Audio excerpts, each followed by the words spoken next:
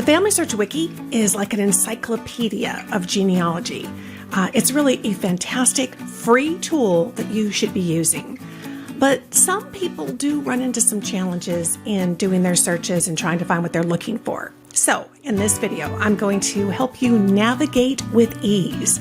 I'll show you why you should be using this tool, how to navigate it effectively, and we'll wrap things up with really a solution for the number one reason why people have challenges searching in the Family Search Wiki. So come on, let's get going.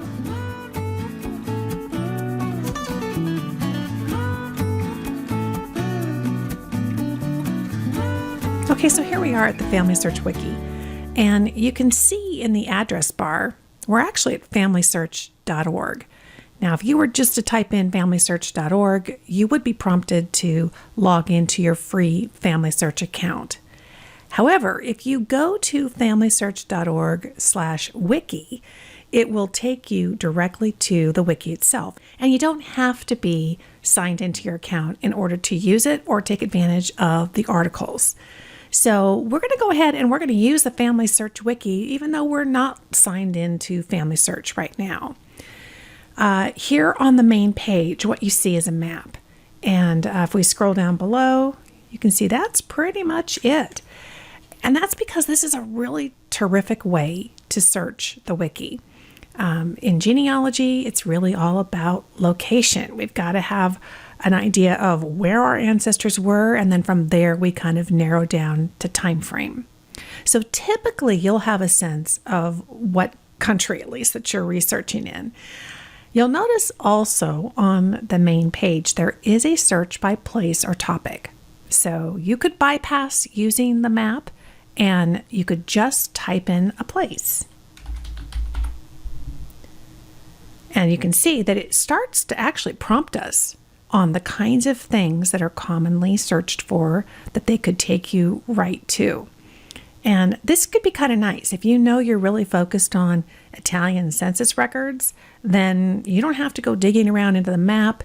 You can just start to type in Italy and see if that's one of the prompts and click, and it will take you right there. So this is the article for Italy census.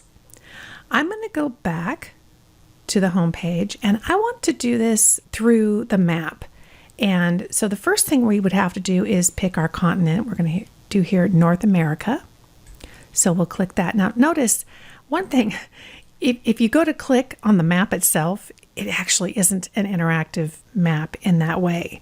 So don't feel like it's not working correctly. If you're trying to click on the map and it doesn't work, it's because really it's these buttons that you're targeting. So we're going to click on North America. And from there, it's not taking us there yet. It wants to know specifically where we're looking for. And here I'm going to look at United States. Notice there is a little mark here indicating this is actually a nested menu. If I click it, then we have to drill down by state. So I could do that. I could click here, Indiana. And now we're going to get to a wiki entry, right? This is a lot like Wikipedia in that it's like an encyclopedia of information, but it's really about genealogy specifically, which is kind of nice because then we don't have to reference genealogy per se as we're doing our search. We know that whatever we're searching within the wiki is going to be genealogically focused. So here it's taking me to the landing page. Now, the beauty of the wiki is the way you can drill down into topics, particularly if it's in a topic and you're not really sure about what's available or what you should be asking. Oftentimes our research ends up taking us to a new location where the next set of great-grandparents came from, and we're not familiar with that location, let alone familiar with what's available from a genealogical standpoint. Every state, every country, every county has different types of records available. So on this page, I'm going to direct you over here to the right-hand side. this box, this Indiana Wiki topics, this is really a great place to kind of get oriented as to what's available here and what we could dig further into. So if you're really new to researching this particular area, you might want to start with the guided research link. They also have research strategies and a record finder. So this is really good for getting you off the ground and researching within this particular area. In this case, we're looking at Indiana. Next up, we've got our record types. And again, the nice thing about this box is it's giving you a sense of what they know they have information on. So this is going to be different depending on the area that you're researching. If they don't happen to have any military records available or whatever, you might not see that listed here. I would say in most cases, for most of the most commonly used types of records, you're going to see some type of a landing page for it and a link here in the box. But it might be that once you get there, it's going to explain, there's just not much available in this category of record for this particular location. Then down below, we've got the background. And I think it's really easy to kind of skim over this because we get excited about finding records, but to truly research and not get stuck at a brick wall, getting to know the place that you're researching makes a huge difference. It just really helps prep you to ask the right questions and to know not to look for something that doesn't exist, that wasn't applicable to that area. So here you're going to find lots of background information on this place. More reading you can do, gazetteers, we got to love those, kind of maps, ways to get familiar with the geography of it, and migration patterns.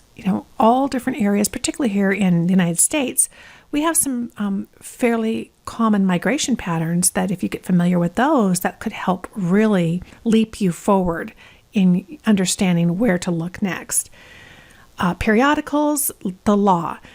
Understanding the law is going to help you understand why records were created and who would these records have applied to.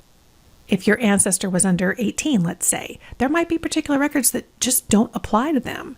And so understanding the parameters of who was affected by the law would then help you guide your way through the records themselves.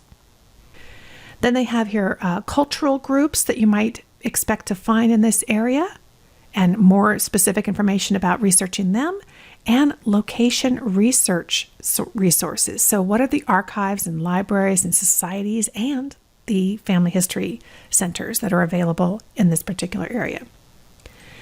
Now, in addition to kind of just getting oriented here in the right-hand box, we also find a Getting Started section.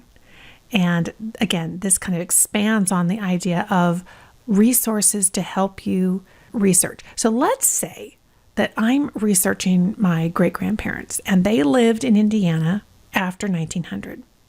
Well, you can see already, they're flagging us.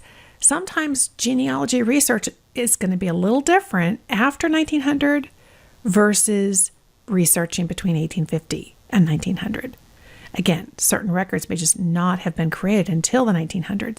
So this is just really, really helpful. Let's click through and look at their step-by-step research. So who's putting this information together? Well, it's a lot of the experts at the Family History Library, particularly in Salt Lake City. They have just people who have worked the reference desks, worked with thousands of different patrons, and they've really come to know these areas. So they are experts in their field. And I would trust their kind of step-by-step process here, and how wonderful that they've put it together on the wiki for us. So they're going to give you lots of general information. There's kind of a table of contents here at the top, and that can jump us to particular records that we want to research. And they're going to even show you examples here, which is really nice. You know what you're looking for. So this is the step-by-step process. Let's head back to the Indiana page. You can ask questions of people in the community in kind of like the discussion forum area.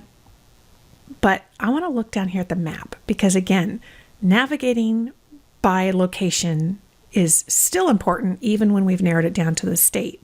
Now, unlike the map on the home page, This one isn't driven by buttons. You really can hover your mouse over each county and literally click that county. So I know I had relatives in Randolph County, so I'm going to click here Randolph. The entire county here is clickable.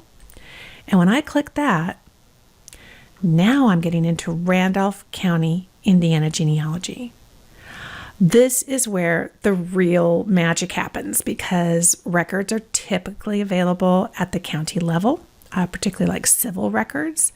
It's just getting us much closer to the place where they actually lived and therefore the local records that they would have been creating.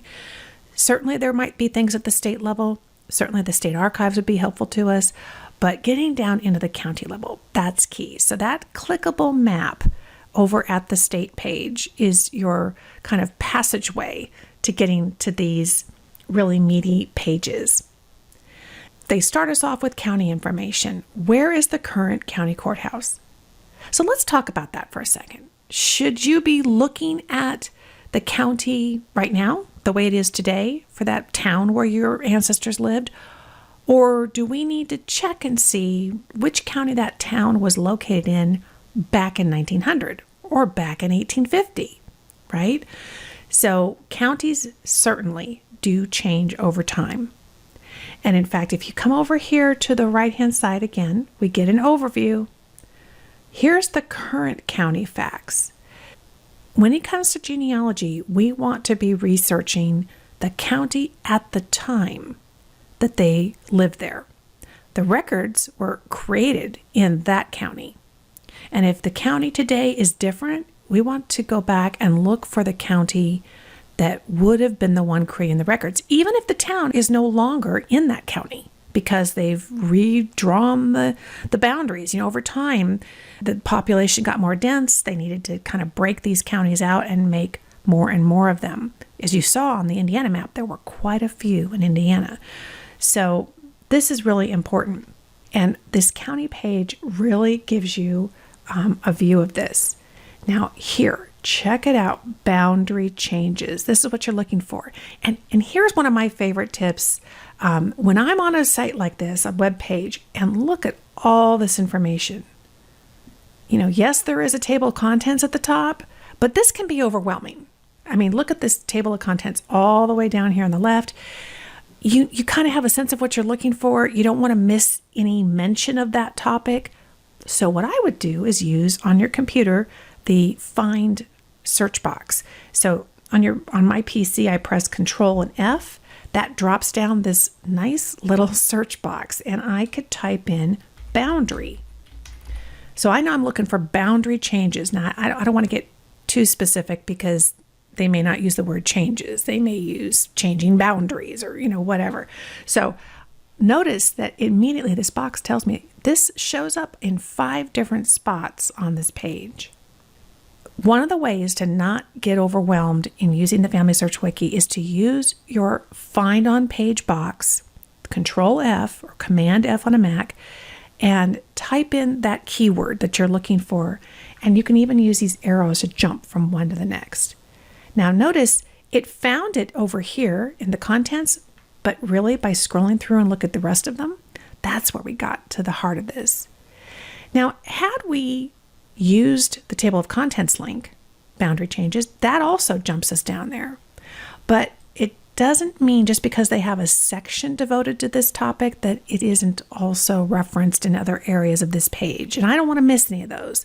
Either way, this is a nice quick way to get there. Use the table of contents or use your Find on Page to jump to that area. And as you can see here, they're indicating, there was a parent county for Randolph County. It actually was formed on January 10th, 1818 from Wayne County. So depending on when my ancestors lived there, I'm going to have to double check and see, should I be looking at Wayne or should I be looking at Randolph County? Now they have here also an interactive map of Indiana County formation history. And if we click that, you can see that it will take us over here to another tool. So sometimes it's going to drop us over into another resource that's outside of the wiki, but don't worry about it. It opened it up in a new tab for me. So if I go back to my other tab, I still have my page. for this county. Understanding the county, finding the county on the wiki, that's key. Then you can start digging into records here on the left. You can also get lots of information on how to get in touch with the county courthouse right now directly. And you can see here another really important key. This is, again, why the wiki is so helpful and it makes things go so quickly. Remember, we talked about that location is key, but also time frame. Okay, so if we're looking for a genealogical record, we don't want to look for a marriage record in this county when they had not yet started creating formal marriage records. So this tells us when this happened. So it says here, known beginning dates for major county records. Now, the word known is nice, and it really kind of flags us. Look, it doesn't mean there isn't the occasional exception. That's possible. But to the best of their knowledge, as of right now, this is when they understand that these different records were done on a civil level. So we're talking civil records created by the local government. Church records would be very different. A church could have been in existence far earlier, been creating records much earlier than they were at the county level civilly. We have an asterisk on a couple of these. Statewide registration for births in 1907 and deaths in 1889. And they really didn't enforce compliance until 1917. So when we're looking at a date that they've listed for the county, we want to keep in mind the county started doing this at this time. However, it wasn't really required by the state until a later date, and the compliance wasn't really enforced until even a later date. So know that if you're going to look for a record and you're just not finding it, that might be the reason. That the record does fall after, let's say, 1882, as it would for a birth, but it might be, let's say, 1901. And it looks that really the state didn't start, pushing for this until 1901, and in fact, didn't ask for compliance until 1917. So that could be a reason why you're not finding a record. So this is terrific. It tells you right off the bat, births, 1882, marriage, 1819, deaths, court records, land records, probate. Again, records held at the county level. Really, really helpful. So now we've got time frame, we've got location, and all of this is guiding us to genealogical success to find records or know that the records are not there to be found. Also want to draw your attention to places. So it might be that you have a particular town in mind, and they are listing here known cities, towns. It may not be complete. And I'm excited because I can see under cities that Union City is one of those. Notice the little icon right here? It means when you click this, it's going to pop out into a new tab. There is a new page devoted to Union City and genealogical research. Let's click that. So it put it in a new tab. I have not lost my county page, which is great. Interesting though, the new tab, this new resource, is outside of Family Search. So that little pop-out lets you know not only are you going to get this information in a new tab, but it's actually going to be, again, on another resource outside of the Family Search domain. And in this case, it's taking us to the Union City entry over at Wikipedia. Right off the bat, we know this is not genealogically focused, right? This is just an overview. So if you're trying to get oriented, they're not recreating the wheel and creating a whole page for Union City just to kind of tell you about the background of the city, but they're going to take you right over to the Wikipedia entry. So let's close that. We still have our tab back here on the county level page. They do mention a timeline here to, again, kind of give you a sense of when the first people settled, who those people were, and that kind of thing. Again, giving you more context to better understand the records. And then down below, resources. So this is kind of where, that table of contents was going to jump you to. And this is just a page you might want to come to over and over again as you're researching within a particular county and you're ready to dig into that next record type.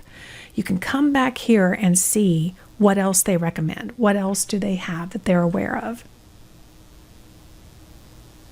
So much here. Let's look at the bottom. Ah, love it. Research facilities. So in addition to all these individual records, and many of them are linked over to Family Search, maybe even to Ancestry or MyHeritage, then they get down into research facilities. Why is that so important? Because obviously not all records are going to be online. And this is going to be terrific because when we need to go offline, we're going to have lots of resources to work with. The archives for Randolph County, family history centers in that local area, libraries that they recommend, museums, genealogical societies. So this is all boots on the ground kind of research, which I think is obviously very fun to do. And it gives you a way to contact these people, maybe head over to their websites, see if they have a card catalog, see if they have more information to help you plan your visit. And then down below that, we've got websites. So Family Search and the Wiki, obviously being online, is focused on giving you additional online resources to help you kind of be able to continue this research from home and be able to put together your game plan if you're going to be going and making that research trip in person.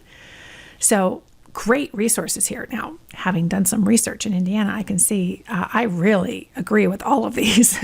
US Gen Web, fantastic volunteer website, absolutely free, just like this Family Search website. They have a page devoted to in Randolph County. In fact, they have a page for every state in the union and just about every county in every state. Organized very much like this. Not really a encyclopedia type format, but that same kind of drill down pathway.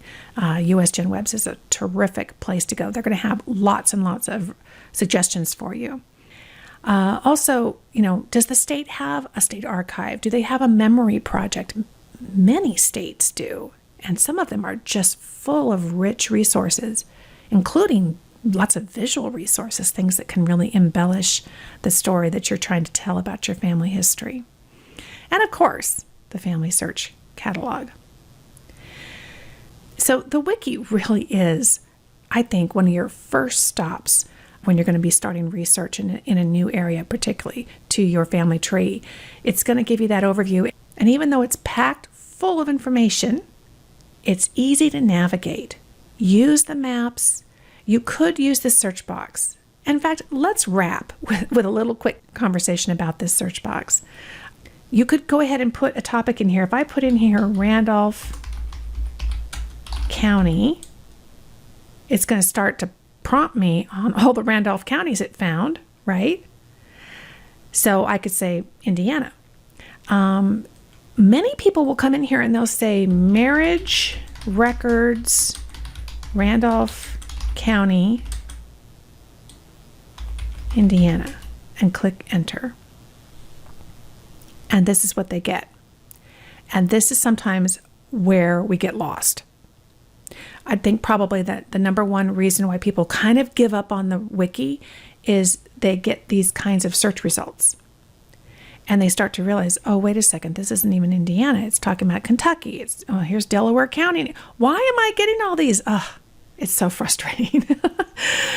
And I would say that's because we tried to do it ourselves. We tried to do it with our own keywords. Let's go back to the Wiki home. You can always do that up at the top left column. And remember, like most search engines, they've already decided how they want to talk about a particular topic. And rather than just thinking marriage record first, of course, the Wiki wants to know, wait a minute, where? Where is this marriage record? So I'm not going to type in marriage record because that's pretty much the entire universe, right? The whole world has marriage records all over. Now, this might be a great place to get really general information. I would not tackle record first. Go for place. Because, see, it's prompting you here, search by place, which I really think is probably, when you're looking for records, the first way to go, or topic. Topic, think of that as more general topics. So let's focus on place. Randolph. There's my pre-filled selections, right? Because they're not going to put stuff here that they don't have. So I want to look at this and I want to make sure that I'm picking from the way they describe it And here's what they describe: Randolph County, Indiana, and genealogy. And even though we're not yet talking marriage records, that's really the go-to page, because I'm sure that that page will then help me drill down further. So there we go. We got back to this page, and now we can start getting more specific. And of course, marriage records. Oh, I don't see marriage. Why is that? Okay. Well, it might be that the word marriage isn't key, or it might be that it actually falls under vital records. That's another reason why the Find On page is so helpful, because you can look at that table of contents and be discouraged. Oh, shoot, they don't have any marriage records. Well, they do, but it's the way that they've organized them. By using the search at the top, you're going to find every mention of that type of record that you're looking for. Gosh, this is such a great way to scan it. The county clerk has marriage. Marriages start 8/10/19. Oh, marriages are under vital records. Click that. Now you've got all this. So let the work that they've already done in organizing their materials guide you. That will help you be successful and also not be frustrated, because this is just too good of a resource to miss. It's the Family Search Wiki at FamilySearch.org. Well, there you go. You are all set to search the Family Search Wiki and find really great information that's going to help you climb your family tree. And if you want to keep finding out more about your family history, check out the other videos we have at the Genealogy Gems YouTube channel and over at my website, genealogygems.com. And on the website, you'll also find the show notes page for each video. Now, that's kind of a comprehensive article that includes all the links to things that we're talking about, and you can check that out for free. If you are a Genealogy Gems Premium member, you can download an ad-free version of that show notes article, and sometimes we even include cheat sheets, so those are always available and kind of a perk of premium membership, along with lots of other video classes that we do that are even more in depth. A great way to stay in touch with me and find out more about what's happening each week here at Genealogy Gems is to head to genealogygems.com and sign up for the free email newsletter. It comes out once a week. It's going to keep you up to date on everything in the world of genealogy. Thank you so much for watching, my friend. I'll talk to you soon.